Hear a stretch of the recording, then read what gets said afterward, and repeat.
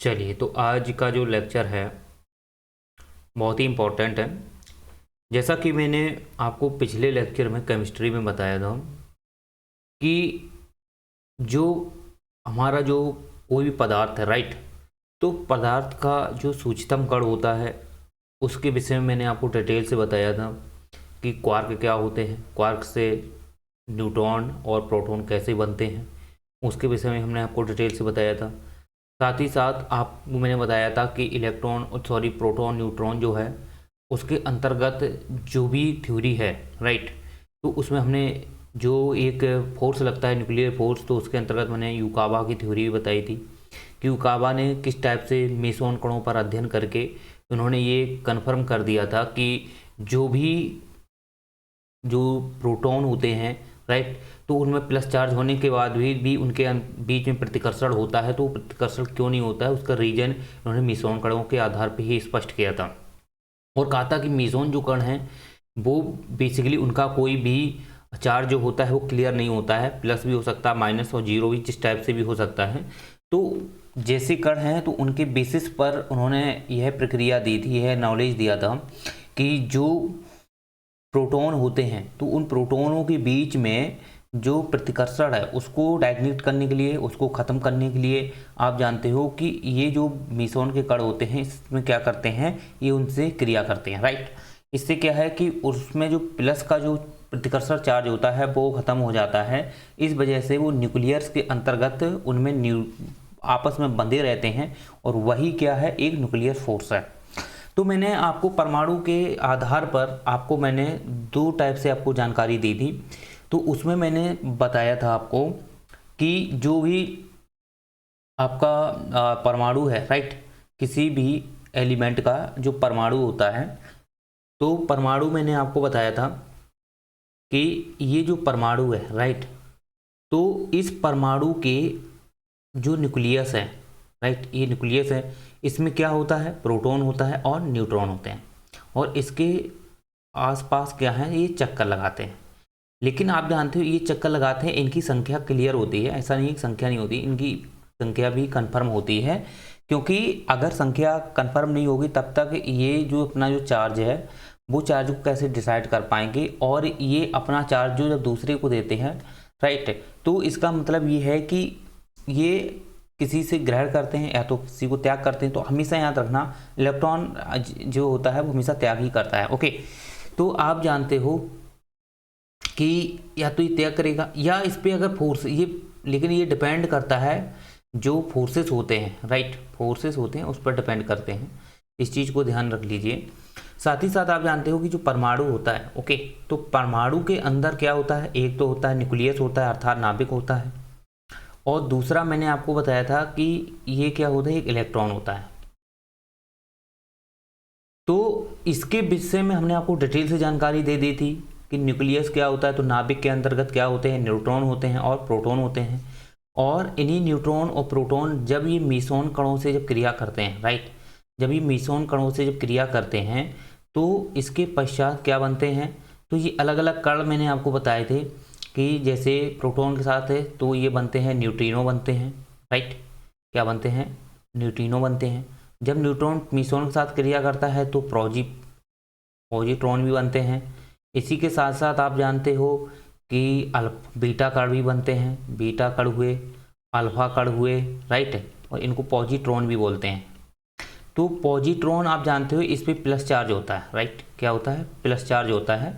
और मैंने आपको कल डिटेल से बता दिया था कि पॉजिट्रॉन कैसे बनता है, क्योंकि आप जानते हो कि कोई जैसे ये न्यूट्रॉन है, राइट, तो न्यूट्रॉन एक प्रकार का इस पे जीरो होता है आवेश, राइट, लेकिन जब ये क्रिया किससे करता है, ये जब माइनस से क्रिया करेगा, सॉरी किससे करता क्रिया कर देगा, ये क्रिया करेगा आपका मेसोन से। तो मेसोन का कण कैसा हो सकता है, ये प्लस का भी हो सकता है, माइनस का भी हो सकता है, जीरो भी हो सकता है, राइट। तो आप जानते हो कि ये जो प्लस का ये जो कण है ये जब इससे क्रिया करता है, मेसोन प्लस का जो क्रिया करता है मेसोन वाला, तो ये अलग से पॉजिट्रॉन बना देता है, राइट। और ये जो पॉजिट्रॉन होते हैं, ये जो कण होते हैं ये अल्फा कण होते हैं। एक बात चीज़ याद रखना कि अल्फा कण आपके दो टाइप के देखने को मिलेंगे। एक अल्फा कण वो होते हैं जो हीलियम से मिलकर बने होते हैं, राइट। हीलियम में जो 2 प्रोटॉन और 2 न्यूट्रॉन होते हैं उनसे बनते हैं जो बौछार होते हैं। जबकि ये वाले अल्फा कण जो होते हैं या पॉजिट्रॉन जो होते हैं ये न्यूक्लियस के अंदर ही बनते हैं, राइट। और न्यूक्लियस के अंदर जो भी घटना होती है वो न्यूक्लियस फोर्स के माध्यम से ही वो बंधी रहती है, उसका बाहर से कोई मतलब नहीं होता है, राइट। क्योंकि ये जो न्यूक्लियस होता है तो ये न्यूक्लियस में जो भी घटनाएं हो रही हैं या वो न्यूक्लियर फोर्स की हो रही हों यानी उसके अंदर जो भी अलग अलग प्रकार से पार्टिकल बन रहे हैं, ठीक है, उनका आदान प्रदान हो रहा है तो 100% वो न्यूक्लियस के अंदर ही होगा, उसका बाहर से कोई मतलब नहीं होता है। अगर वो कोई चीज़ बाहर हो रही है तो इसका मतलब ये है कि वो उस न्यूक्लियस से संबंध नहीं है। अगर वो न्यूक्लियस से संबंध है तो इसका मतलब उस न्यूक्लियस में विस्फोट हुआ है, राइट। विस्फोट होने के पश्चात एनर्जी रिलीज होती है तो तत्पश्चात ये कण जो होते हैं बाहर बिखरते हैं और घटना बहुत तेज घटती है। तो यही चीज़ें हैं कि मैंने आपको ये चीज़ें आपको ऑलरेडी बता दी थी कि कैसे क्या बनता है, कैसे चीज़ें होती हैं। साथ ही साथ बात आती है कि जैसे ये नाभिक जो होता है तो इसमें मैंने आपको बताया था कि जो न्यूक्लियर फोर्स लगता है, राइट, जो न्यूक्लियर फोर्स लगता है ये बहुत ही सीमित होता है। कैसा मतलब इसकी ज़्यादा कोई सीमित सीमा नहीं होती है, क्योंकि जो न्यूक्लियर होता है किसी भी परमाणु का, ये जो न्यूक्लियस है, राइट, तो ये आप देखोगे तो 10⁻⁻10 एक्स्ट्राम मीटर का ही होता है, यानी कि 1 एक्स्ट्राम बराबर जो होता है वो 10⁻⁻10 कोटि का होता है मीटर का, राइट। क्योंकि 10 अरबवां हिस्सा होता है, इसको हम बोलते हैं 10 अरबवां हिस्सा, समझ रहे हो। तो 10 अरबवां जो हिस्सा होता है वो 1 एंगस्ट्रॉम का बराबर होता है। 1 मीटर के अगर आप 10 अरब टुकड़े कर लोगे तो उसका जो एक मान आएगा, राइट, वो एक मान जो आएगा वही कहलाएगा एंगस्ट्रॉम। तो वो एंगस्ट्रॉम के इक्वल का होता है क्या, इसका नाभिक यानी न्यूक्लियस जो होता है इतना होता है। अब इसमें आप जानते हो कि न्यूट्रॉन है, प्रोटॉन है, इस टाइप से बने होते हैं, तो इनकी भी संख्या होती है, समझ रहे हो ना, इनकी भी संख्या होती है कि न्यूट्रॉन है, प्रोटॉन है, तो इनकी संख्या जो देखा जाए प्रोटॉन की जो संख्या है ये तो क्लियर होती है, लेकिन न्यूट्रॉन की संख्या कंफर्म नहीं होती है, क्योंकि न्यूट्रॉन जो होते हैं वो 0 आवेश के होते हैं, उनका कोई चार्ज तो होता नहीं है, तो वो केवल मास को ही बढ़ाते हैं, अर्थात जो न्यूक्लियर है उसके जो द्रव्यमान है उसको ही वेटेज को रखते हैं, बढ़ाते हैं, लेकिन उनका फोर्स न्यूक्लियर उनका चार्ज से कोई मतलब नहीं होता है, क्योंकि उसमें चार्ज होता ही नहीं है, समझ रहे हो ना। पर चीज़ें ये जरूर आ जाती हैं कि इनसे जो न्यूट्रॉन से जो भी पॉजिट्रॉन बनते हैं, ठीक है, अल्फा कण बनते हैं या बीटा कण बनते हैं, ये बनते तो न्यूट्रॉन से ही हैं। तो आप जानते हो कि इनका मास नहीं बढ़ता क्या, इनका आप देखोगे तो बहुत कम ही रेयरली मास मतलब इसका द्रव्यमान होता है, बहुत कम होता है, तो उनका द्रव्यमान का कोई प्रभाव नहीं देखने को मिलता है। आप जानते हो जो न्यूक्लियस होता है, राइट, तो इस न्यूक्लियस में जो न्यूट्रॉन और प्रोटॉन होते हैं, तो ये जो प्रोटॉन है, राइट, इस प्रोटॉन का अगर आप मास देखोगे यानी अर्थात द्रव्यमान आप देखोगे तो ये 1 AMU के बराबर होता है, एटॉमिक यूनिट एकदम मतलब मास यूनिट होता है, एक के इक्वल होता है, राइट। इसी प्रकार से आप जानते हो न्यूट्रॉन का भी सेम ही होता है, न्यूट्रॉन का भी सेम ही होता है, तो न्यूट्रॉन और प्रोटॉन एक प्रकार से 1 AMU के करीब इनका मास माना जाता है, राइट। लेकिन आप जानते हो कि इनसे बनने वाले जो कण होते हैं, इनसे बनने वाले जो कण आपको मैंने बताया, पॉजिट्रॉन हुआ, न्यूट्रिनो हुआ और अल्फा कण हुए, बीटा कण हुए, ये जो कण बनते हैं ये बहुत ही सूक्ष्म होते हैं, तो इस वजह से आप जानते हो इन पे किसी प्रकार का मास का कोई प्रभाव नहीं पड़ता। मास होता है लेकिन बहुत ही कम होता है, इलेक्ट्रॉन से भी कम आप समझ सकते हो, इस टाइप से होता है, तो इसका कोई प्रभाव नहीं आपको देखने को मिलेगा। जबकि न्यूट्रिनो है उनमें तो मास होता ही नहीं है। न्यूट्रिनो की तो हमने आपको बताया ही थी कि न्यूट्रिनो जो होता है उसमें ना कोई चार्ज होता है ना कोई मास होता है, होता ही नहीं उसमें, तो उसका तो कोई इफेक्ट पड़ता ही नहीं, कोई इफेक्ट नहीं पड़ता है, राइट। लेकिन जो पॉजिट्रॉन है या जो अल्फा कण है, ऐसे ये जो कण है बीटा कण है, इनमें आप देखोगे कि चार्ज होता है, प्लस चार्ज होता है, माइनस चार्ज होता है, तो इनका चार्ज होता है लेकिन मास इनमें आपको देखने को नहीं मिलता है, बहुत रेयरली नहीं टाइप का ही समझ लो, तो वो न्यूक्लियस पे इसका कोई प्रभाव नहीं होता है। जो भी प्रभाव होता है वो एक्चुअली में इसमें जो भी न्यूट्रॉन और प्रोटॉन है, राइट, न्यूट्रॉन और जो प्रोटॉन होते हैं इनके द्रव्यमान के बढ़ने से या कम होने की वजह से ही होता है, समझ रहे हो ना। वैसे इसका न्यूक्लियस जो होता है आप जानते हो कि न्यूक्लियस बड़ा हो सकता है। जैसे आप एग्जाम्पल आप चीज़ समझो कि सपोज दैट एक न्यूक्लियस ये है हाइड्रोजन का, हीलियम का ये है, तो ये न्यूक्लियस जो होता है ये बड़ा हो सकता है, रेडियस इसकी बड़ी हो सकती है, कोई प्रॉब्लम नहीं। इस पर डिपेंड ये करती है कि ये जो रेडियस है इसमें उपस्थित जो न्यूट्रॉन है या प्रोटॉन है, इनका जो मास है वो तो इतना ही रहता है, ये सेम रहता है, राइट। लेकिन ये डिपेंड करता है इसकी संख्या पर, संख्या पर डिपेंड करता है। सपोज दैट आप मान लेते हैं कि हाइड्रोजन की अगर हम बात करें तो हाइड्रोजन में एक इलेक्ट्रॉन होता है और एक प्रोटॉन होता है। क्या होता है? एक इलेक्ट्रॉन एक प्रोटॉन, इस टाइप से होता है, एक प्रोटॉन और एक इलेक्ट्रॉन होता है, राइट। तो और न्यूट्रॉन की संख्या इसमें 0 होती है और इसे हम बोलते क्या हैं? प्रोटियम बोलते हैं, क्योंकि जो भी हाइड्रोजन है, राइट, तो हाइड्रोजन के आपको 3 अंग देखने को मिलते हैं, 3 टाइप होते हैं इसके हाइड्रोजन के। तो हाइड्रोजन के आप जब 3 टाइप देखोगे तो इसमें एक टाइप तो ये होता है 1H1 यानी कि 0 होता है ये, और इसके बाद एक ये होता है कि एक तो होगा इसमें एक तो होगा प्रोटॉन और एक होता है न्यूट्रॉन, और इसमें एक आपको क्या मिलेगा? न्यूट्रॉन मिलेगा, ठीक। एक प्रोटॉन हो गया, एक इलेक्ट्रॉन हो गया और एक न्यूट्रॉन हो गया, तो इसका नाम ड्यूटेरियम रखा गया, ड्यूटेरियम। और ये आपको जो क्रिया है ना, ये आपको तारों में देखने को मिलती है, जैसे कि सूर्य एक तारा है, राइट। तो सूर्य एक तारा है और पूरा ब्रह्मांड आप जानते हो कि इन्हीं कणों से बना होता है, छोटे छोटे कण होते हैं, इन्हीं से मिलकर बना होता है। तो तारे जो हैं, तारे जैसे सूर्य है, तो सूर्य में भी ये हाइड्रोजन का क्या होता है? रहता संलयन होता है। तो आप जानते हो, मैंने आपको बताया था कि हाइड्रोजन का संलयन जब हीलियम में होता है तो लगभग में 10 मिलियन प्लस अगर टेम्परेचर है उसके कोर में 100% संलयन होगा, तो वहाँ तो ऊर्जा जलती, एनर्जी बनती है, रिलीज होती रहती है। तो इसी प्रकार आप जानते हो कि ये हाइड्रोजन जो है, तो इसके एक रूप ये होता है कि इसमें एक तो इलेक्ट्रॉन होता है, एक प्रोटॉन एक इलेक्ट्रॉन होता है, और 2 इसमें न्यूट्रॉन होते हैं, राइट। तो आप यहाँ एक चीज़ क्या समझे कि यहाँ पर जो न्यूट्रॉन है ये आपको अलग अलग देखने को मिलते हैं, इसे हम क्या बोलते हैं? Tritium, tritium.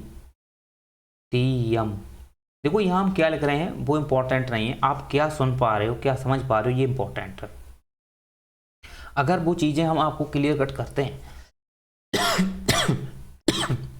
अगर आपको बन रही हैं तो प्रॉब्लम होगी ही नहीं, बस आपको समझ में आना चाहिए। अगर चीज़ें समझ में आती हैं, माइंड में सेट हो जाती हैं, तो वो लंबे टाइम तक टिक पाएंगे।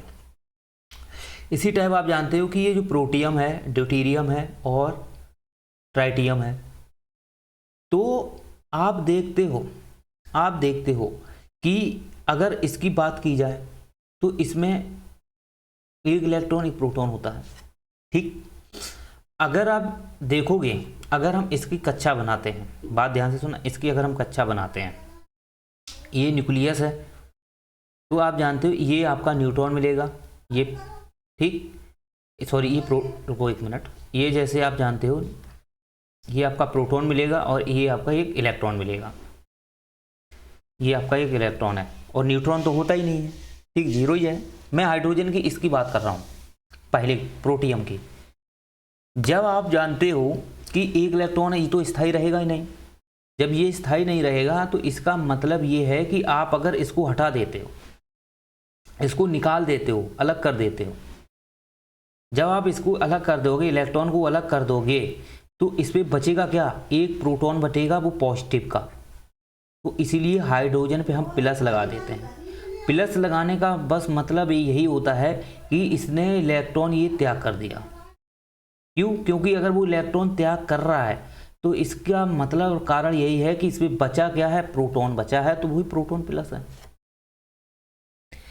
आप इतना डिटेल से कहीं पढ़े ही नहीं होंगे, हम बहुत डीपली पढ़ा रहे हैं आपको, ये चीज़ें समझ में आनी चाहिए। तो यहाँ पे ये स्थिति प्रोटियम की होती है, ये स्थिति किसकी होती है? प्रोटियम की होती है। और प्रोटियम आप देखोगे बहुत ही हल्की गैस मानी जाती है, क्योंकि हाइड्रोजन का ही है। तो हाइड्रोजन में पूछिए तो सबसे हल्की गैस कौन है?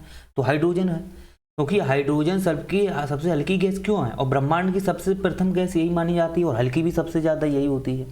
इसका कारण बस एक यही है कि इसमें आप देखोगे कि जो प्रोटॉन होते हैं वो एक होता है, और प्रोटॉन का मास ही देखा जाता है, और न्यूट्रॉन तो इसमें निश्चित है ही नहीं। न्यूट्रॉन तो कहाँ है निश्चित, देख रहे हो, इसमें न्यूट्रॉन नहीं, इसमें एक है, इसमें दो है। तो मैक्सिमम अगर हाइड्रोजन पूछे जाए तो न्यूट्रॉन कितने होते हैं? मैक्सिमम अगर इसके अंदर डीपली पूछा जाए तो आप कह सकते हो कि जो हाइड्रोजन का थर्ड पार्ट जो ट्राइटियम होता है, जो सूर्य में पाया जाता है, तो वो उसमें अगर देखा जाए तो 2 न्यूट्रॉन होते हैं। अगर साधारण पूछा जाए कि हाइड्रोजन न्यूट्रॉन होता है कि नहीं, तो कह दो नहीं होता है, नहीं होता है। क्योंकि आप जानते हो सामान्य स्थिति में जो यूज होता है हमारी वायुमंडल में, आप देखोगी तो ये गैस आपको देखने को मिलेगी। ये चीज़ें तो देखने को मिलती ही नहीं। ये एक्चुअली में जो हैं, ये हैं भले ही हाइड्रोजन के रूप, लेकिन ये हमारे सूर्य में देखने को मिलते हैं। ड्यूटेरियम को आप जानते हो भारी जल होता है, उसमें प्रयोग किया जाता है, उससे भारी जल में ये भी यूज होता है। जो आप देखोगे वजनदार जो पानी होता है, भारी जल होता है, जिससे हम क्या करते हैं, आग वगैरह बुझाने में भी काम करते हैं, या विस्फोटक जैसी चीज़ें हो जाती हैं, वहाँ बुझाने में भी हम पानी का इसका काम करते हैं। तो भारी जल होता है, ठीक है, क्योंकि इसमें आप देखोगे तो 1 न्यूट्रॉन होता है, तो ये भारी हो जाता है, तो इसका मास आप देखोगे भारी होता है, जबकि प्रोटियम का नहीं होता, क्योंकि प्रोटियम में तो 0 है। तो अगर आपसे पूछा जाए कि मैक्सिमम अगर आपसे पूछा जाए कि कितने न्यूट्रॉन अगर हैं अंदर से, तो बोलना कि 2 न्यूट्रॉन होते हैं। लेकिन आप जानते हो अगर पूछा जाए कितना इलेक्ट्रॉन है तो 1 होता है, कितना प्रोटॉन है तो 1 होता है। लेकिन न्यूट्रॉनों की संख्या इसमें 0 इसलिए मानते हैं क्योंकि प्रोटियम में 0 है, और यही सबसे ज़्यादा आप देखोगे हमारी पृथ्वी पर यूज देखने को मिलेगी।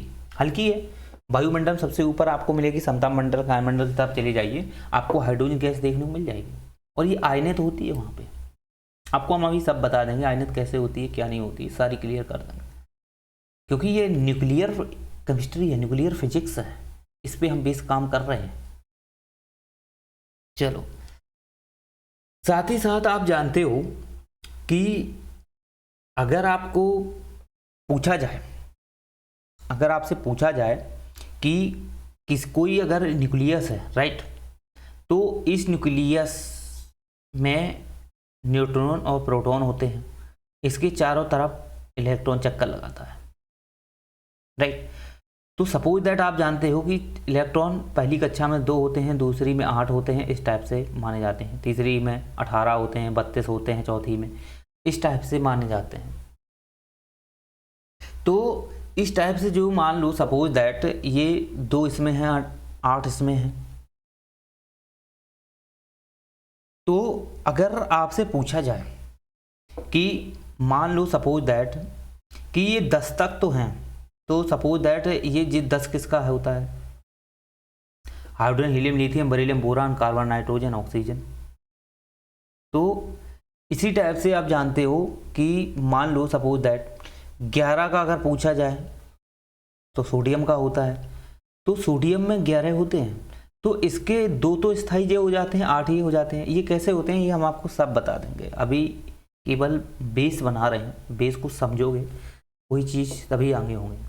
आप बोलोगे कि सर आप तो उस पर चले गए, आप सेट कर रहे हो, हम यहाँ सेट नहीं कर रहे हैं, आपको जो इसका बेसिक चीज़ है वो आपको समझा रहे हैं। आप ये मत समझिए कि सर हम इतनी आगे चले गए, नहीं जा रहे हैं, हम पीछे ही हैं। अब इसके आप देखोगे कि हम मान लो सपोज दैट कि ये आपका क्या मिलेगा, सोडियम। तो सोडियम में कितने होते हैं? 11 इलेक्ट्रॉन और 11 प्रोटॉन होते हैं। हमेशा यहाँ तक ना, जितने प्रोटॉन होते हैं उतने इलेक्ट्रॉन होते हैं, ये संख्या निश्चित होती है। पर न्यूट्रॉनों की संख्या निश्चित होती ही नहीं है, न्यूट्रॉन तो अलग अलग हो सकते हैं, क्योंकि 0 चार्ज है तो वो तो अलग ही हो सकते हैं। लेकिन एक चीज़ याद क्लियर कट कर लो, क्लियर कट ये कर लो कि जो न्यूट्रॉन और प्रोटॉन हैं, ये बनने की इनकी दिशा जो होती है वो एक ही सबस्टॉनिक से बनते हैं, सब जो एटॉमिक होते हैं उनसे ही बनते हैं। जैसे आप जानते हो कि 2 क्वार्क अप के ले लो और प्लस 1 डाउन का ले लो, तो इससे अब हमारा क्या बनता है, प्रोटॉन बनता है। अब 2 डाउन का ले लो, 1 अप का ले लो, तो चीज़ वही है, बस डिफरेंस ये है कि 2 अप ले लिए, इनकी वैल्यू थोड़ा प्लस के 2/3 होती है, डाउन की माइनस की 1/3 होती है, अंतर इतना होता है, राइट। वही चीज़ यहाँ पे है कि न्यूट्रॉन प्रोटॉन जो है ये इसमें उपस्थित जो भी मास होता है, राइट, इस ये मास क्या करता है, जो आसपास के जो इलेक्ट्रॉन होते हैं इनको आकर्षित करता है।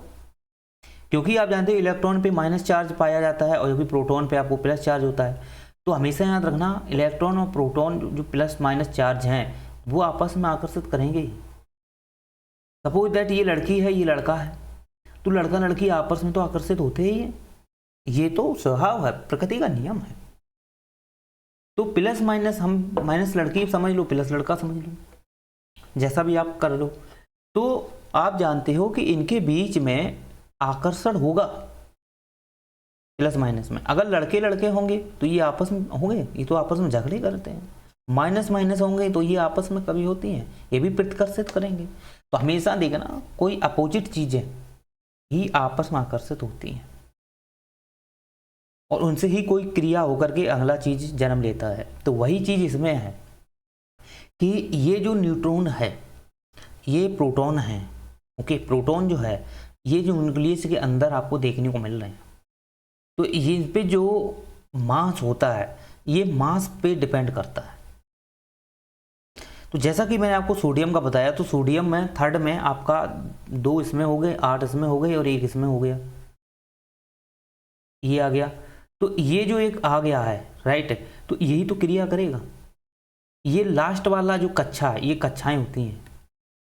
कक्षा का मतलब है कि जो 4 या 5 कक्षाएं होती हैं, इससे ज़्यादा नहीं होती हैं। वैसे रिसर्च में और भी कक्षाएं अगर जानकारी मिलती है तो उसमें अध्ययन किया जाएगा। तो आप जानते हो कि ये जो कक्षाएं होती हैं इन कक्षाओं पे ही डिपेंड करता है। और ये कक्षाएं जो वृद्धि हो रही है ना, ये उसके जितने ज़्यादा कक्षाएं होंगी उतना ज़्यादा परमाणु का जो भार होगा, मास होगा, उतना ही ज़्यादा माना जाएगा। क्योंकि उसमें जितने इलेक्ट्रॉन होंगे उतने प्रोटॉन होंगे, ये तो गारंटी है। तो प्रोटॉन जब ज़्यादा होंगे तो मास भी तो ज़्यादा होगा। लेकिन आप जानते हो कि ये जो इलेक्ट्रॉन है, बाहर का इलेक्ट्रॉन है, यही तो डिसाइड करेगा, यही डिसाइड तो करता है। ये तो स्टेबलिश है, नो प्रॉब्लम। लेकिन जो बाहर का है वो आपको यही वाला जो लास्ट का होता है, यहाँ चक्कर लगाता है लास्ट के, वही तो क्लियर करेगा आपको कि वो किससे प्रतिकर्षित कर रहा है, किसको आकर्षित कर रहा है। लेकिन एक चीज दिमाग में क्लियर कट कर लो, जब ये मूवमेंट करते हैं, राइट, जब ये मूवमेंट करते हैं तो इनकी दिशा अलग अलग होती है। जैसे इस वाली की दिशा अलग होती है, इसकी दिशा अलग होती है। ये हो सकता है वामावर्त हो, ये हो सकता है दक्षिणावर्त हो। तो इनके बीच में अगर आप देखोगे, इनके बीच में इसमें प्लस और माइनस चार्ज दोनों देखने को मिल जाएगा। इस वजह से ये विद्युत चुंबकीय क्षेत्र पैदा करते हैं। विद्युत तो होता ही है उनमें, कोई चीज रखी है विद्युत तो है, लेकिन जब वो गतिमान होते हैं तो विद्युत के साथ साथ वो चुंबकीय क्षेत्र भी पैदा करते हैं। तो ऐसी स्थिति में अगर ये प्लस माइनस कर रहे हैं तो आप जानते हो कि इनका जो माइन हो जाएगा वो 0 हो जाएगा, 0। इस वजह से इसमें आपस में इलेक्ट्रॉन टकराते नहीं नजर आते हैं। लेकिन आप कोई चीज़ घिसते हो, ऐसे घिसते हो ना, घिसते हैं, इस टाइप से घिसने लगते हैं। जब घिसते हैं तो ये जो इलेक्ट्रॉन होता है, हो सकता है इस साइड दिशा में मूवमेंट कर जाए, इस दिशा में कर दे, जब कोई चीज़ घिसते हैं। लेकिन ये थोड़े समय के लिए होते हैं।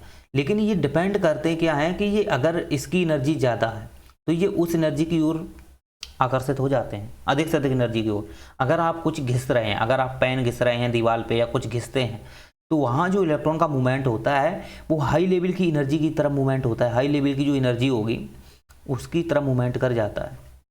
बहुत ही रेयरली में ही होता है। वैसे आप जानते हो कि ये डिपेंड करता है जो न्यूक्लियस है उस पर, क्योंकि न्यूक्लियस जो होता है ना, वो न्यूक्लियस में फोर्स, जो न्यूक्लियस का फोर्स होता है वो इलेक्ट्रॉन को न्यूक्लियस की तरफ खींचता है। जो ये आसपास के जो इलेक्ट्रॉन होते हैं, राइट, ये आसपास के जो इलेक्ट्रॉन होते हैं ये क्या करता है, ये अपनी तरफ इस टाइप से न्यूक्लियस खींचता है, इस टाइप से खींचता है, और खींचते हैं तो 100% वो मूवमेंट करेंगे। अब बात ये आती है कि लड्डू, अरे सॉरी, ये क्या आती है कि ये जैसे मान लो सपोज दैट ये न्यूक्लियस है और ये चक्कर लगा रहा है, जितना ज़्यादा ये फोर्स होगा इसका, जितना ज़्यादा इसमें मास होगा, राइट, वो यहाँ के इलेक्ट्रॉनों को उतनी तीव्र से खींचेगा और ये इलेक्ट्रॉन की गति उतनी तेज होगी, उतनी ही तेज होगी, और वो उतनी ही ज़्यादा ऊर्जा रिलीज करेंगे। कोई चीज़ जब तेज होती है, गति करती है, तो एनर्जी तो रिलीज होती है, 100% होती है ये तो आप जानते हो कि ये जो न्यूक्लियस है, राइट, ये न्यूक्लियस है, तो न्यूक्लियस का जो इसमें प्रोटॉन है, राइट, और न्यूट्रॉन है, ये दो होते हैं, और कणों से मतलब ही नहीं, क्योंकि उनका मास तो कोई लेना देना होता ही नहीं। तो आप जानते हो कि जो भी कोई भी परमाणु है, कोई भी परमाणु है, उसका जो मास जो डिपेंड करता है ना, मास, वो प्रोटॉन और न्यूट्रॉन पे ही डिपेंड करता है। इलेक्ट्रॉन भी होते हैं, देखो आप समझते हो, इसके आसपास जो इलेक्ट्रॉन हैं, ये इस टाइप से जो इलेक्ट्रॉन हैं आसपास, इन इलेक्ट्रॉन का कोई महत्व नहीं होता है इसमें। क्यों? क्योंकि आप जानते हो इलेक्ट्रॉन का अगर मास आप देखोगे ना, तो ये 1/1837 के करीब होता है, यानी कि ये 1 के 1837, मतलब आप ये खुद समझ लो कि परमाणु का 1/1837 होता है, बहुत कम मास पाया जाता है। इस वजह से आप जानते हो कि इसको हम इसमें मेजर नहीं करते हैं, किसमें, मास में। इसलिए आप जानते हो इस न्यूक्लियस में हम ये जो इलेक्ट्रॉन है, इसका जो भी द्रव्यमान है या मास है, ये ऐड नहीं किया जाता है। क्यों? क्योंकि बहुत ही कम होता है, लेप्टॉन होता है। क्योंकि आप जानते हो इसकी जो वैल्यू होती है ना, इसकी वैल्यू जो होती है वो आपके क्वार्क के इक्वल होती है। मैंने आपको कल बताया था कि जो सब एटमिक जो अणु होते हैं, राइट, कण होते हैं, छोड़ी अणु नहीं, कण होते हैं, तो वो आप जानते हो क्वार्क होते हैं और लेप्टॉन होते हैं। तो आप जानते हो क्वार्क में मैंने आपको बताया था 2 टाइप से, लेप्टॉन में आपको मैंने इलेक्ट्रॉन बताया था। तो आप जानते हो कि ये जो इलेक्ट्रॉन है, ये इसके इक्वल ही तो है, इसके इक्वल ही इसकी वैल्यू होती है, इसके इक्वल ही इसकी वैल्यू होती है, समझ रहे हो? तो अब ये समझ लो कि जो प्रोटॉन और न्यूट्रॉन है, ये क्वार्क से मिलकर बने हैं। मैंने आपको बना के कल दिखाए थे, क्वार्क से, अप और डाउन से मिलकर बनाए थे, याद है ना? याद करो पिछली चीजें, पिछला लेक्चर, उन्हीं से मिलकर बनाए थे। तो आप जानते हो कि प्रोटॉन और न्यूट्रॉन है, इनसे मिलकर के बने होते हैं क्या, क्वार्क जो होते हैं, क्वार्क से मिलकर ये प्रोटॉन न्यूट्रॉन बने होते हैं। जबकि लेप्टॉन जो होते हैं, ये इलेक्ट्रॉन कण होते हैं, लेप्टॉन को हम इलेक्ट्रॉन कण बोलते हैं। तो ये जो कण हैं, राइट, ये जो कण हैं, ये एक्चुअली में आप देखोगे कि ये इसके इक्वल है क्वार्क के। तो आप समझ लो कि इससे ये कितना ज़्यादा मास होगा, क्योंकि क्वार्क से मिलकर तो प्रोटॉन न्यूट्रॉन बने, और जबकि एक क्वार्क बराबर 1 इलेक्ट्रॉन की वैल्यू होती है, मतलब लमसम में ऐसे समझ सकते हो। तो इससे तो ज़्यादा होता है, तो हम क्यों इलेक्ट्रॉन के परमाणु को उसमें हम ऐड करें, न्यूक्लियस में नहीं करते, इसलिए तो नहीं करते। तो जितने ज़्यादा यहाँ प्रोटॉन होंगे या न्यूट्रॉन होंगे, उनका ही द्रव्यमान उतना ज़्यादा होगा। जबकि इलेक्ट्रॉन जो होते हैं आसपास घूमते हैं, इनका कोई द्रव्यमान ज़्यादा नहीं होता है। इसकी वजह से आप जानते हो इसकी वजह से ये आकर्षित रहते हैं किसकी तरफ, न्यूक्लियस की तरफ। और जितना ज़्यादा न्यूक्लियस इसका रहता है, सुनना ध्यान से, जितना ज़्यादा न्यूक्लियस होता है उतना ही ये इलेक्ट्रॉन बहुत तीव्र चलते हैं, बहुत तीव्र से, उतनी ज़्यादा ये एनर्जी रिलीज करते हैं। अभी देखो आपको सारा कॉन्सेप्ट क्लियर कर देते हैं। देखो कोई चीज़ है ना, समझना है तो धीरे धीरे समझो, मेहनत करो, अध्ययन करो, सब कुछ जानकारी आपको मिलेगी, प्रॉपर नॉलेज आपको मिलेगी, स्पष्ट। हम कोई भी जानकारी अधूरी नहीं देते हैं, हर एक चीज़ का ज्ञान देना इम्पोर्टेंट है। और कोई चीज़ समझ के पढ़ते हो तो 100% वो आपको बनेगी।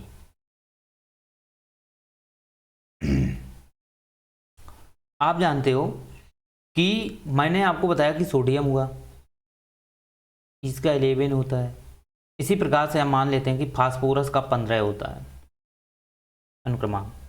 ठीक, तो ये अनुक्रमांक के बेस पे ही इसके चयन किए जाते हैं इलेक्ट्रॉन और प्रोटॉन। तो आप जानते हो इसमें मैंने आपको बताया 1 होता है, इसमें आपको बताया मैंने 5 होता है। तो सपोज दैट मान लो कि ये न्यूक्लियस है और ये आपका 3 कक्षाएं हम आपको बना देते हैं। इसमें आपके देखो ये है आपका, देखो जितने इलेक्ट्रॉन इसमें प्रोटॉन होते हैं, तो आप जानते हो 15 अगर इलेक्ट्रॉन है तो इसमें 15 प्रोटॉन भी होंगे। तो यहाँ पे हम प्रोटॉन भर देते हैं, ये न्यूट्रॉन भी है, राइट। लेकिन आप जानते हो पहली कक्षा में तो आपको ये पता ही होगा कि 2 होते हैं, दूसरी में 8 होते हैं। इस टाइप से 8 भर देते हैं, 3 4 5 6 7 8 और बचे कितने लास्ट में 5, तो 5 हम यहाँ भर देते हैं, 3 4 ऐसे 5। अब ये 5 इलेक्ट्रॉन जो हैं ये तो स्टेबलिश है ही नहीं, तो फास्फोरस कभी अपने आप में स्वतंत्र रूप से रह सकता है क्या? नहीं रह सकता ना, समझ रहे हो? फास्फोरस नहीं होता है। तो आप जानते हो कि जो ज़मीन में फास्फोरस जो मिलता है आपको देखने को मिलता है, इसकी जो बाहरी कक्षा होती है इसमें 5 इलेक्ट्रॉन देखने को मिलेंगे। अब जबकि रूल क्या है कि 2 8 और 18, अब इसको ज़रूरत पड़ रही कितनी की, कितनी ज़रूरत पड़ रही? 13 की ज़रूरत पड़ेगी ना। इसको या तो 13 इलेक्ट्रॉन मिल जाए या तो ये 5 दे देगा, तो 13 मिलने वाले है नहीं तो 5 देगा ही। तो हमेशा फास्फोरस पे क्या होता है? +5 चार्ज लगाता है। वो क्यों लगता है? क्योंकि ये मैक्सिमम 5 को वो त्याग ही करेगा। अभी हम आपको इस पे इतना डीपली और इसको हम अभी +5 क्यों है कैसा, ये हम अभी क्लियर पढ़ा नहीं रहे हैं, थोड़ा समझ लो। अभी हम आगे ये सारे कॉन्सेप्ट पढ़ाएंगे, केवल अभी समझने के लिए यहाँ पे थोड़ा समझ सकते हो, इसलिए अब समझाने के लिए आपको ये हम बेसिक ले रहे हैं, लेकिन हम अभी आपको यहाँ पे नहीं पढ़ा रहे हैं। तो आप जानते हो कि इसका जो न्यूक्लियस है, इसका जो न्यूक्लियस है ये उतना ही ज़्यादा भारी होगा। किसकी तुलना में? सोडियम की तुलना में, इसकी तुलना में, क्योंकि इसमें आपको देखोगे तो 11 ही है अनुक्रमांक, तो 11 प्रोटॉन आपको मिलेंगे। तो इसके आप देखोगे 11 प्रोटॉन न्यूट्रॉन मिलेंगे। तो आप जानते हो कि इसमें प्रोटॉन न्यूट्रॉन जो अनुक्रमांक 11 है, 11 जो है ये एक्चुअली में आप देखोगे ना तो इसका जो भार है ये परमाणु भार जो हो जाएगा, ठीक, या इसका द्रव्यमान जो हो जाएगा, भार हो जाएगा, आप जानते हो वो कितना होगा? इसकी तुलना में कम हो जाएगा, इसकी तुलना में कम हो जाएगा, समझ रहे हो? लेकिन एक चीज याद रखना, एक चीज याद रखो कि जो फोर्स होता है इसके अंदर, जितना ज़्यादा फोर्स होगा, जितना ज़्यादा इसमें ज़्यादा प्रोटॉन न्यूट्रॉन होंगे, उतना ही ज़्यादा इसके अंदर फोर्स होगा, वो तेज से बांधे रहेंगे। और जितना ज़्यादा फोर्स होगा तो इसके आसपास घूमने वाले जितने अणु होंगे वो पास होंगे ना, इसके पास होंगे ना, इस टाइप से। क्यों? क्योंकि आप जानते हो कि जितना ज़्यादा पास होता है तो ये बाहर का जो एरिया को उतना ही ज़्यादा, जो सरफेस है बाहर का उसको उतना ही तेज खींचता है, और इतनी तेज खींचेंगे इतनी तेज ये अणु चलते हैं बाहर के, जो ये जो इलेक्ट्रॉन होते हैं वो उतनी ही तेज तीव्र से चलते हैं, उतनी ही तीव्र से चलते हैं। जितनी पास होगा, जितना ज़्यादा इसमें मास होगा उतना ही ज़्यादा इसमें फोर्स लगेगा, ठीक, फोर्स लगेगा ज़्यादा से ज़्यादा, तो बाहर के जो भी इलेक्ट्रॉन हैं वो उस पर फोर्स ज़्यादा लगेगा तो वो तेज़ी से आकर्षित होंगे। तो आप जानते हो ये बहुत ही तीव्र होते हैं, वो पास हो जाते हैं। तो इनकी कक्षाएँ जो होती हैं वो पास होती हैं, ये पास नहीं होते हैं, लेकिन इनकी गति तेज होती है। इलेक्ट्रॉन की जो गति हो जाएगी वो तेज हो जाएगी। और आप जानते हो कि ये पास हो जाते हैं, इनकी जो कक्षाएं हैं वो हो जाती हैं पास, राइट। जितना कक्षाओं को ये आकर्षित करता है ना। तो आप जानते हो जितना भारी, सुनना ध्यान से सुनो, जितना भारी इसका न्यूक्लियस होगा उसकी कक्षाएं उतनी ही पास होंगी, उतनी ही पास होंगी। तो आप देखोगे इसकी रेडियस देखोगे ना आप, तो कम हो रही है कि नहीं? रेडियस आप देख रहे हो ना, इतना ही कम होती चली जाएगी। क्यों? क्योंकि आप जानते हो इनकी कक्षाएं पास होती चली जाती हैं। वो इसका कारण बस यही है कि अगर ज़्यादा से ज़्यादा मास का द्रव्यमान ज़्यादा होगा, मास ज़्यादा होगा तो फोर्स उस पर ज़्यादा लगता है। फोर्स जब ज़्यादा लगेगा तो आज ये कक्षाएं जो हैं आकर्षित होंगी, तो ये पास हो जाती हैं। तो आप जानते हो कि जितना ज़्यादा मास होगा, मास डिपेंड करेगा अनुक्रमांक पे। लेकिन अब एक चीज़ ध्यान से सुनो, मास अधिक होता है तो ये जो धातु होती है, समझना, ये जो इसमें जो पदार्थ होता है ये उतना ही भारी होता है, क्योंकि द्रव्यमान पे डिपेंड करेगा तो उतना ही भारी हो जाएगा।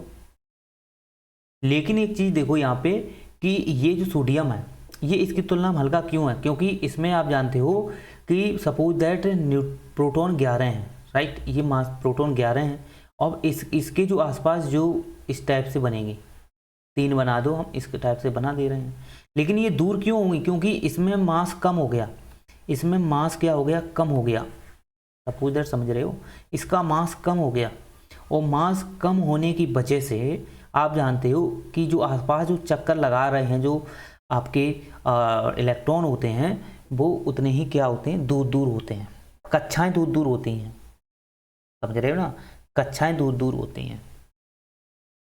लेकिन एक बात याद रख लेना हमेशा कि हर एक जो परमाणु है, तो हर एक परमाणु के न्यूक्लियस पे ही डिपेंड करता है कि वो कितना फोर्स लगाता है, ठीक, वो फोर्स पे ही डिपेंड करता है कि उसके आसपास कितने जो इलेक्ट्रॉन है वो कितनी पास पास हैं, कितनी दूर दूर हैं, और सभी में अलग अलग होता है, हर चीज़ में अलग अलग आपको देखने को मिलेगा।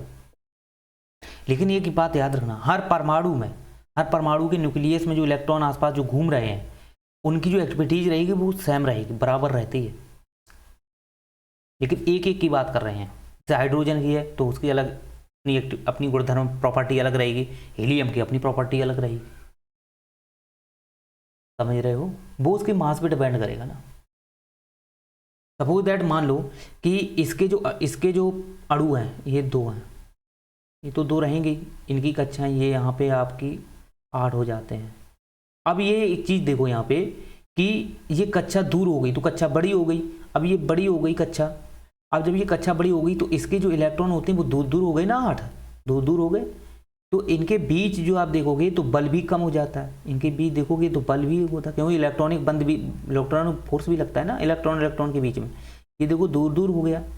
जबकि आप देखोगे कि इसमें रहेगा सभी में समान, देखो इतना यहाँ, इतना यहाँ, इतना यहाँ, इस टाइप से समान ही रहेगा, क्योंकि एक समान चक्कर लगाते हैं, ऐसा नहीं कि एक तेज लगा रहा हो एक स्लो लगा रहा हो, ऐसा नहीं है, एक समान ही चक्कर लगाते हैं।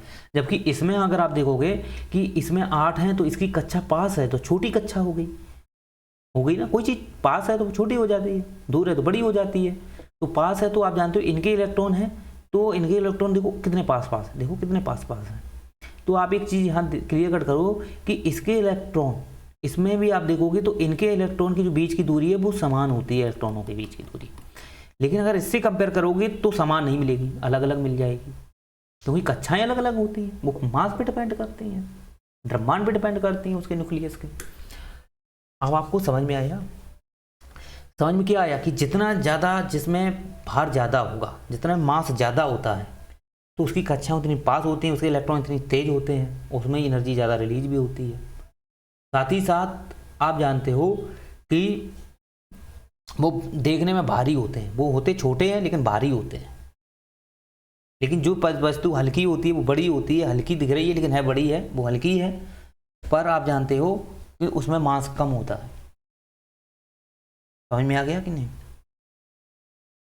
तो उम्मीद करते हैं आपको नाभिक से संबंधित चीज़ें आपको क्लियर कट हो गई होंगी, और इलेक्ट्रॉन से संबंधित भी चीज़ें आपको क्लियर हो गई होंगी कि जो इलेक्ट्रॉन है आपको देख रहे हो कि आसपास घूम रहे हैं, ये क्या प्रॉपर्टी है, आपस में ये इलेक्ट्रॉनिक बंध से बंधे होते हैं, ठीक, और इनके बीच में जैसे हम अगर इलेक्ट्रॉन यहाँ भी करते हैं तो इनके बीच में आकर्षण होता है। लेकिन आप जानते हो माइनस माइनस है तो ये प्रतिकर्षित भी होंगे, लेकिन प्रतिकर्षित ना होने के कारण यही है कि ये जो चक्कर हैं एक दूसरे के विपरीत लगाते हैं।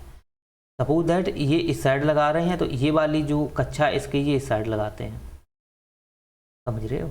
लेकिन आप देखोगे कि जैसे दूर दूर चला जाए, जैसे जैसे ये दूर दूर जाएंगे तो इनके जो चक्कर लगाने की जो प्रक्रिया है उसमें अंतर देखने को मिलेगा, समान नहीं होता है। पास वालों में ज़्यादा प्रेस बल लगता है तो वो तेज घूमते हैं, इसमें और स्लो हो जाएंगे, इसमें और स्लो हो जाएंगे, इसमें और स्लो हो जाएंगे घूमने के लिए। इलेक्ट्रॉन जो घूमते हैं बहुत स्लो होते चले जाते हैं जैसे जैसे दूर कक्षाएं जाती हैं, क्योंकि फोर्स कम होता चला जाता है। समझ पा रहे हो? तो इसी कारण आप जानते हो कि ये जो आप देखोगे कि इसमें एनर्जी हाई होती है, तो ये प्रतिकर्ष इस टाइप से करते हैं, इस टाइप से करते हैं, क्योंकि ये एनर्जी हाई होती है ना, अंदर वालों की एनर्जी हाई होती है इस प्रकार, क्योंकि फोर्स ज़्यादा लगता है तो एनर्जी भी ज़्यादा होगी, तो इस टाइप से ये प्रतिकर्षित आकर्षित करते हैं इसमें। और जैसे ही आकर्षित ही करेंगे, जैसे ही करेंगे तो आप जानते हो कि जहाँ एनर्जी हाई लेवल होती है वहीं चला जाता है। अगर आप ये चीज़ बाहर की ओर घिसते हो तो ये एनर्जी फिर ज़्यादा एकदम रिलीज करता है, ये फिर बाहर फेंकता है, तो आप जानते हो ये इसको भी समेट लेता है, कभी कभी इसको भी समेट लेता है। तो उम्मीद करते हैं आपको ये चीज़ें कन्फर्म आपको समझ में आई होंगी। बहुत ही डिटेल से आपको समझा रहे हैं, कभी भी आपने ऐसा शायद अपने समय में कभी जीवन में पढ़ा नहीं होगा, और अगर आप ऐसा पढ़े भी हैं तो बहुत ही किसी एक्सपर्ट टीचर ने आपको पढ़ाया होगा। अगर नहीं पढ़े हैं तो आज पढ़ लो, मौका है, अवसर है। चलिए, तो उम्मीद करते हैं आपको ये चीज़ें क्लियर हो गई होंगी। अब हम बात करते हैं कि मैंने आपको अभी तक जो पढ़ाया है ये हमारा सारा का सारा बेसिक है, और इस पे आप जानते हो कि पूरा की पूरा केमिस्ट्री डिपेंड होती है, समझ रहे ना, पूरी की पूरी केमिस्ट्री इन्हीं पे ही डिपेंड है। और आप डीपली अगर इसको अध्ययन कर लेते हो तो आपको आगे कोई प्रॉब्लम नहीं क्रिएट होगी, समझ रहे हो। चलिए, तो अब बात ये आती है कि जो कण होते हैं, जो ये कण होते हैं, इसमें आपने कौन कौन पढ़े हैं? आप पढ़ा है क्वार्क पढ़े हैं आपने, ठीक, क्वार्क पढ़े हैं, इलेक्ट्रॉन भी पढ़ लिया आपने, मेसॉन के कण भी हैं आपने वो पढ़ लिए, राइट। तो क्वार्क, इलेक्ट्रॉन, मेसॉन, प्रोटॉन के कण हैं वो आपने पढ़ लिए, न्यूट्रॉन के कण हैं वो आपने पढ़ लिए, न्यूट्रिनो हैं वो आपने पढ़ लिए, पॉजिट्रॉन हैं वो आपने पढ़ लिया। इसके बाद पॉजिट्रॉन के बाद न्यूट्रिनो हो गया, न्यूट्रॉन, पॉजिट्रॉन, अल्फा कण हैं वो आपने पढ़ लिए, बीटा कण हैं वो आपने पढ़ लिए। अल्फा पॉजिट्रॉन एक ही चीज़ बात समझ लो, ठीक, ये आपने सारे के सारे पढ़ लिए। जैसे और गामा भी है, तो गामा जो आपको देखने को मिलती है, ये गामा, ये न्यूक्लियस के अंदर, अब अल्फा बीटा गामा ये न्यूक्लियस के अंदर होते हैं, और एक न्यूक्लियस के बाहर भी आपको देखने को मिलते हैं, वो हीलियम से बनते हैं। जब न्यूट्रॉन टकराते हैं, जब हम आपको प्रोटॉन की खोज बताएंगे, प्रोटॉन कैसे खोज हुई थी, उस टाइम पे ये अल्फा कण भी निकलते हैं, ठीक है, बीटा कण भी निकलते हैं, गामा कण भी निकलते हैं, वो वहाँ पे अलग होते हैं, वो हम आपको डिटेल से बताएंगे। उस पर गोल्डस्टीन ने खोज की थी उसकी, परमाणु की, प्रोटॉन की, लेकिन उसको डिटेल से जो अध्ययन किया था वो रदरफोर्ड ने किया था। कोई आपसे अगर पूछ ले उसमें, अभी हम बात करेंगे उस पर, समझ रहे हो ना। तो ये सारे के सारे कण पढ़ लिए, लेकिन आप जानते हो कि इसके अलावा भी कण होते हैं, जैसे ग्लूऑन होता है, लेकिन ये एडवांस में पढ़ाया जाता है आपको, एडवांस जो केमिस्ट्री होती है उसके अंतर्गत इनका अध्ययन हम कर लेते हैं, वैसे इनका कोई इम्पोर्टेंट तो नहीं है। इसके साथ साथ आप जानते हो बोसॉन के कण होते हैं, हिग्स कण होते हैं, हिग्स बोसॉन, ये कण है। इन दो को क्या बोलते हैं? इन दो कणों को बोलते हैं गॉड कण, गॉड पार्टिकल, राइट, क्या बोलते हैं? God particle. इनको गॉड पार्टिकल क्यों बोलते हैं? आप ये चीज समझिए कि इनको तो हमें पढ़ना ही नहीं है, हमको इन दो को और थोड़ा अध्ययन करना है। देखो, बोसॉन के जो कण हैं, हिग्स बोसॉन के, इनके कण जो बने हैं ये प्रोटॉन प्लस प्रोटॉन के टकराने से बने हैं, प्रोटॉन प्लस के प्रोटॉन को टकराने से बने हैं। और आप जानते हो ये घटना लगभग में 2010 के आसपास की है, 2010 या 12 के आसपास की है, जब यूरोप में हो क्या रहा था कि यूरोप में एक आपने मशीन सुनी होगी जो 27 किलोमीटर लंबी है, उसका मतलब मशीन जो है वो आपको मिलेगी LHC, ठीक, यानी कि large hadron collider, LHC type की एक मशीन है। तो लॉर जो है हेड्रॉन है, तो उस पर क्या हुआ कि इस प्रोटॉन को आपस में टकराया गया था। इन प्रोटॉन को जब आपस में टकराया गया, तो प्रोटॉन और प्रोटॉन जब आपस में टकराए, उससे ये बोसॉन और हिग्स कण बने थे। तो बोसॉन और हिग्स कण जब बने थे, तो प्रोटॉन जब आपस में टकरा दिए, आप जानते हो कि प्रोटॉन और प्रोटॉन आपस में टकराओगे तो एनर्जी तो होगी, क्योंकि इनके बीच में पॉजिटिव प्लस चार्ज होता है, और प्लस चार्ज होने की वजह से ये तो पॉसिबल ही नहीं टकराएं। जब इनको जबरदस्ती आप टकराओगे तो कहीं ना कोई तो घटना नहीं घटित होगी। तो इन ये बोसॉन और हिग्स कण, ये एडवांस टेक्नोलॉजी के अंतर्गत ही इनको पढ़ा जाता है। एडवांस जो टेक्नोलॉजी में जो प्रयोग होते हैं, बेसिक में नहीं आते हैं ये चीज़ें, ये एडवांस में है। क्योंकि प्रोटॉन अब तुम नए कण लेके टकराने लगे आकर के तो उसमें कुछ तो होगा, प्रतिकर्षण तो है ही, पॉजिटिव है, लेकिन जब उसको टकराओगे तो आपस में कुछ तो उत्पन्न होता ही है ना, ठीक है। तो जब कुछ उत्पन्न होगा तो गारंटी है कि कोई ना कण उत्पन्न होंगे। तो ये प्रोटॉन और प्रोटॉन जब टकराने हैं, तो ये बोसॉन के कण और हिग्स के कण ये उत्पन्न हुए। ये जो बोसॉन हिग्स कण है, ये भी बहुत ही इंपॉर्टेंट कण माने जाते हैं, ये गॉड पार्टिकल बोले जाते हैं। और इनका भी अगर आप मान देखोगे ना, तो ये फर्मियान कोटि का होता है, फर्मियान कोटि, SR 10⁻⁻50 इनके इक्वल होते हैं।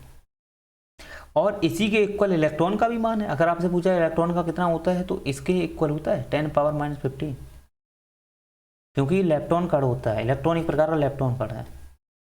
जबकि अगर प्रोटॉन न्यूट्रॉन का पूछा जाए तो उनका 10⁻⁻12 होता है। ये कोटि है, कोटि 10⁻12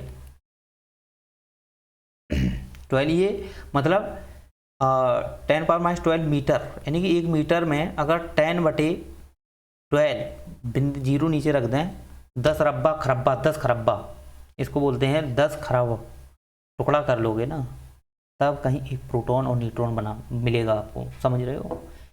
और जबकि इलेक्ट्रॉन को तो आप छोड़ो ही, फिर क्या निकाल पाओगे, 10⁻⁻15 है।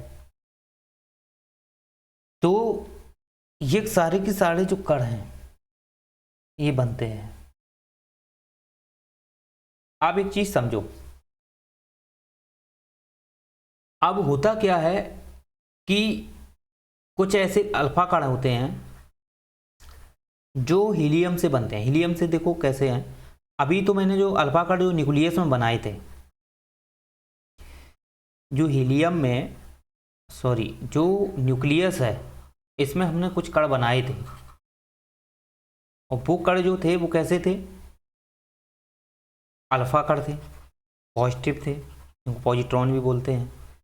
तो आप जानते हो कि जो अल्फा कण हैं, राइट, आप जानते हो जो बाहरी सरफेस में आपको जो अल्फा कण देखने को मिलेंगे, तो ये हीलियम से बनते हैं। देखो हीलियम में होता क्या है कि 2 इलेक्ट्रॉन होते हैं, 2 प्रोटॉन, दो प्रोटॉन 2 इलेक्ट्रॉन होते हैं, इलेक्ट्रॉन ऊपर 2 प्रोटॉन होते हैं, समझ रहे हो। और 2 न्यूट्रॉन भी होते हैं, इसमें न्यूट्रॉन भी आप देखोगे। तो जो अल्फा कण है, ये अल्फा कण होता है।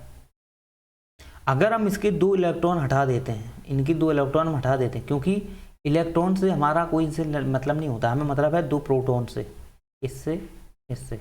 तो 2 प्रोटॉन और 2 न्यूट्रॉन ये आपको देखने को मिलेंगे। तो 2 प्रोटॉन हैं, ठीक, और 2 न्यूट्रॉन हैं।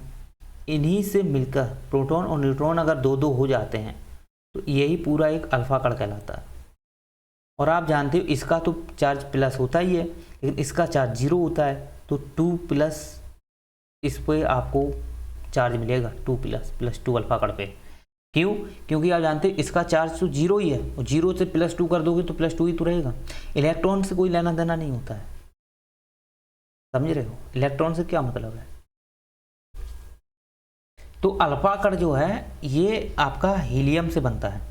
किससे बनता है? हीलियम से बनता है। जो बारिश टाइप अल्फा कण आप देखते हो, तो वो कण जो होते हैं वो किससे बनते हैं? आपके हीलियम से। समझ में आ गया। चलिए अब हम बात करते हैं कि जो इलेक्ट्रॉन है वो बना कैसे, उसकी खोज हुई कैसे थी। थोड़ा एक एक्सपेरिमेंट है, क्योंकि इनके एक्सपेरिमेंट को समझना इम्पॉर्टेंट है, एक्सपेरिमेंट को आपको समझना चाहिए, और एक्सपेरिमेंट समझ लेते हो तो 100% चीज़ें बन जाती हैं, कोई प्रॉब्लम क्रिएट नहीं होती है। हाँ,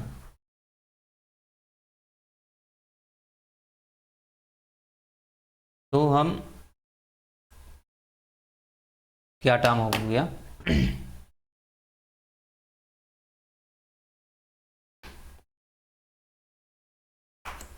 चलो, तो आप जानते हो कि जो इलेक्ट्रॉन की जो खोज हुई थी उसके लिए एक्सपेरिमेंट जे थॉमसन ने किया था। जे थॉमसन ने इसका एक्सपेरिमेंट कमरे के अंदर किया था। उन्होंने क्या किया, एक वायुदाब की एक पेटी ली उन्होंने इस टाइप से, राइट। तो इन्होंने पेटी जब ली तो उन्होंने इस साइड उन्होंने एक क्या लगा दिया, कोई सा धातु लगा दी, और इस चार्ज से उन्होंने ये माइनस होता है और इस साइड से ये प्लस होता है। ओके, यहाँ पर उन्होंने वैक्यूम लगाया जो बाहर को फेंकता है। और हमेशा एक याद रखना, जो वायु होती है वो विद्युत की कुचालक होती है। एक मिनट,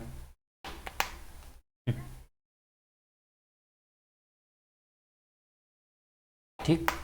तो आप देखोगे कि वायु जो होती है वो विद्युत की कैसी होती है, कुचालक होती है, अर्थात इसमें विद्युत कुचालक नहीं होती है, विद्युत धारा नहीं बहती है वायु में। अगर वायु में विद्युत धारा अगर बहने लगे ना तो कोई जिंदा नहीं बचेगा, सब मर जाएंगे समझ रहे ना। तो वायु जो होती है कुचालक होती है। और आप जानते हो यही वायु, आप कहीं भी रहो, कमरे में रहो, कहीं भी रहो, वायु तो रहेगी वहाँ भी, ठीक। ऑक्सीजन है, हाइड्रोजन, ये सॉरी ऑक्सीजन, कार्बन, ये सारा रहता है। वायुमंडल में रहोगे तो घर बनाओ, चाहे कुछ भी रहो, कहीं भी रहो, ऑक्सीजन तो रहेगी। तो आप जानते हो जब वायु कुचालक है, अब होता क्या है कि उन्होंने क्या एक्सपेरिमेंट किया, उन्होंने इसमें बंद कमरे में, और कमरे में लाइट ऑफ कर ली उन्होंने। लाइट अगर ऑन कर लेते तो आप जानते हो इतने सूक्ष्म कण हैं, इनका पता नहीं कर पाते, समझ रहे हो। तो बंद कमरे में, क्योंकि पहली लाइट थी भी नहीं इसके पहले से, और आप जानते हो दिन में उन्होंने किया ही नहीं, दिन में प्रकाश आता, और प्रकाश आप जानते हो प्रकाश इस टाइप से जब टकराता है तो प्रकाश विद्युत चुंबकीय खुद ही होता है, समझ रहे हो ना। तो प्रकाश इतना प्रकाशमान होता है, इतना तीव्र उसमें ऊर्जा होती है कि आप इतने सूक्ष्म कण को कभी भी डिफाइन कर ही नहीं पाओगे, कभी भी सर्च कर ही नहीं सकते हो, राइट। और वो विद्युत चुंबकीय कण होते हैं, इससे तो वो आकर्षित कर जाते, समझ पा रहे हो ना। क्योंकि वो माइनस चार्ज होता है, और माइनस चार्ज, और ये भी फिर आप इलेक्ट्रॉन जो निकलेगा ये भी माइनस चार्ज है, वो भी माइनस चार्ज है, तो दिक्कत आएगी नहीं आएगी, बिल्कुल प्रतिकर्षित होंगे। तो ऐसी स्थिति में आप जानते हो इन्होंने अंधेरे में ये एक्सपेरिमेंट किया, और उन्होंने क्या किया, इसका जो वायु थी, राइट, इसकी जो वायु थी वो 10 पे पावर -4 इन्होंने वायु एटीएम, इसको एटीएम बोलते हैं, -4 इन्होंने निकाल दी वायु दाब को, जो दाब होता है प्रेशर पास्कल होता है, 10 पे पावर -4 पास्कल तक उन्होंने क्या किया, इस ऊर्जा, इस वायु को, इसमें भरा जो वायु है इस वायु को उन्होंने निकाल दिया। 10 पे पावर -4 अब इसका मान रह गया, मतलब इतनी वायु निकाल दी कि इसके अंदर जो मान था वो 10 पे पावर -4 हो गया। अब 10 पावर -4 हो गया तो आप जानते हो कि यहाँ पर जब वायु नहीं होती है तो 100% वो आयनन बनने लगते हैं। तो जैसे ही आयनन बना तो यहाँ की ऊर्जा की जो कण थे वो आयनित होकर के इस दिशा में चलने लगे, क्योंकि यहाँ पे क्या लगा था, धातु। तो आप जानते हो कि कोई चीज़ अगर यहाँ है तो अगर वो कोई चीज़ है तो वो तो विद्युत धारा तो प्रवेश करेगी, विद्युत क्षेत्र तो उत्पन्न करेगी, राइट। लेकिन आप एक चीज़ देखना कि जब यहाँ वायु हटाओगे तो जब वायु उठाओगे तो इधर वाला जो अगर विद्युत क्षेत्र इधर ज़्यादा है तो वो इस विद्युत क्षेत्र को आकर्षित करेगा इस साइड में, जैसे इस साइड में आकर्षित कर लेगा। तो यहाँ पे उन्होंने क्या लगा रखा था, यहाँ लगा दिया था, कोई धातु लगा दी थी, तो यहाँ ये भी विद्युत क्षेत्र उत्पन्न कर रही। अब इसमें वायु रही नहीं, अब जब वायु नहीं रहेगी तो आप जानते हो ये वाला विद्युत क्षेत्र जो उत्पन्न कर रही है इसका प्रेस अधिक होने की वजह से ये इस साइड चलने लगी, और जैसे ही चलने लगी तो आप जानते हो कि ये जो इलेक्ट्रॉन है ये विद्युत क्षेत्र के साथ साथ विद्युत चुंबकीय क्षेत्र भी उत्पन्न करने लगा। विद्युत चुंबकीय क्षेत्र भी उत्पन्न करने लगा। तो इसी विद्युत चुंबकीय क्षेत्र उत्पन्न करने वाली जो किरण थी इस टाइप से ये जो जा रही थी, तो इसको उन्होंने क्या नाम दिया, कैथोड किरण। क्या दिया, कैथोड कह दो या कैथोड किरण कह दो, राइट। तो ये जो कैथोड किरण है ये माइनस चार्ज की है। कैसी है, माइनस, निगेटिव चार्ज की है। यही निगेटिव चार्ज जो माइनस कण थे, यही माइनस कण जो थे इस साइड चले, इसको कैथोड किरण उन्होंने नाम दिया जे थॉमसन ने। और ये कैथोड किरण बनी किससे है, ये बनी है, इसका एक कण उन्होंने निकाला और बोला कि ये है एक इलेक्ट्रॉन कण। ये क्या है, एक इलेक्ट्रॉन कण है। तो इस प्रकार से उन्होंने एक्सपेरिमेंट किया था और जे थॉमसन ने ही इसको इलेक्ट्रॉन कण की खोज कर ली थी। समझ में आ गया। तो उम्मीद करते हैं आज के जो लेक्चर रहा है इस लेक्चर में आपने काफ़ी जानकारी की, काफ़ी चीज़ें समझी डीपली से। और नेक्स्ट लेक्चर में हम पढ़ाएंगे आपको प्रोटॉन की खोज, साथ साथ न्यूट्रॉन, अल्फ़ा बीटा कण जो भी प्रोटॉन से बनते हैं उनके विषय में।